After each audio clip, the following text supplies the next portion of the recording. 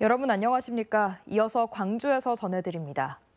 광주 군공항 이전 문제와 관련해 김산 무안군수가 이달 중으로 3자 회동을 하겠다고 밝혔습니다. 김 군수는 MBC와의 통화에서 이달 중으로 무안군과 전라남도, 광주시가 군공항 이전 문제와 관련해 3자 회동을 갖겠지만 군공항 이전은 안 된다는 무안군의 원칙을 강조할 것이라고 말했습니다.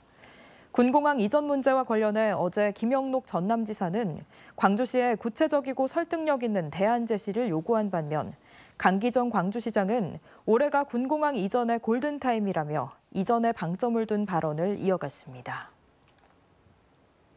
전라남도와 전남 지역 국회의원 10명이 지방소멸 위기 극복을 위해서는 실질적인 자치 권한 부여가 필요하다며 전남특별자치도 특별법 제정을 한 목소리로 촉구했습니다.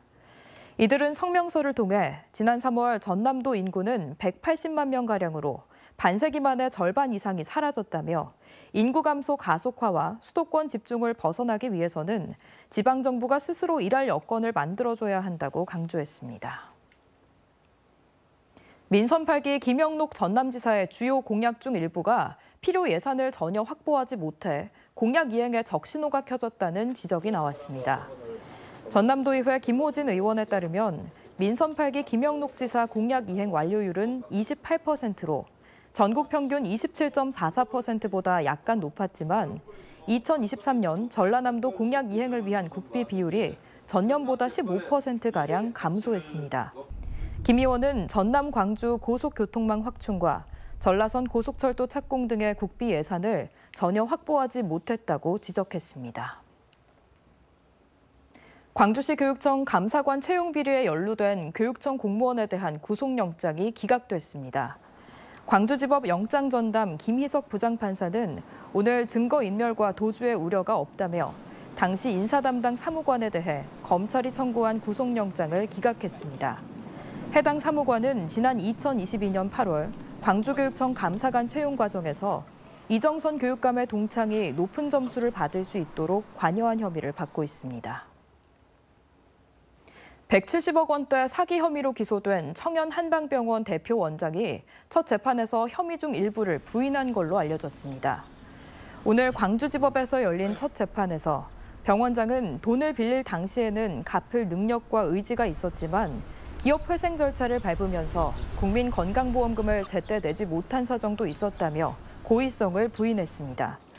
병 원장은 2019년부터 지난해 사이 사업 운영자금 명목으로 투자자 등 7명에게 171억 원을 빌린 뒤 갚지 않고 억대 건강보험료를 내지 않아 횡령한 혐의로 기소됐습니다. 목포의 한 어린이집에서 담임교사가 원생을 상습폭행한 사실이 드러나 검찰에 넘겨졌습니다.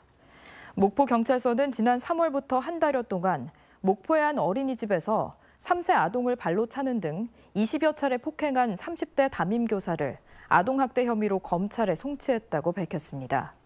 경찰은 지난 4월 피해 아동의 몸에서 상처를 발견한 부모의 신고로 수사에 착수했으며 CCTV 분석을 통해 교사의 폭행 사실을 확인했습니다.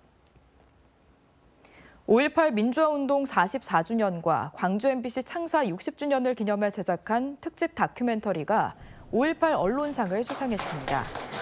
1980년 5.18 당시 미국 범정부 차원의 기록물인 체로키 파일의 실제 작성자를 찾아낸 광주 MBC 5.18 다큐멘터리에 대해 심사위원회는 밝혀지지 않은 진실을 향한 접근이 돋보였다는 평가를 내렸습니다.